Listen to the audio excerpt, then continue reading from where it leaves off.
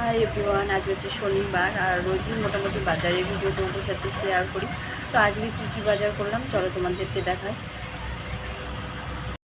তো আজকে কী বাজার করি চলো তোমাদের সাথে করেছি সেটা তোমাদের সাথে শেয়ার করছি। তো আমি রোজকার মানে বাজার রোজই করি, সবজি বাজার হোক মুদিখানার বাজার হোক মোটামুটি রোজই করা হয়। তো এখানটায় চাল শেষ বাড়ন্ত ছিল, তো এটা নিয়ে এসে চাল নিয়ে এসেছি।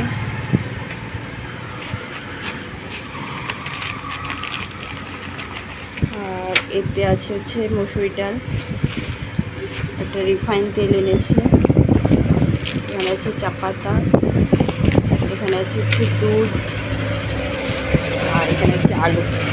তো এই বাজারই মোটামুটি আজকে হয়েছে।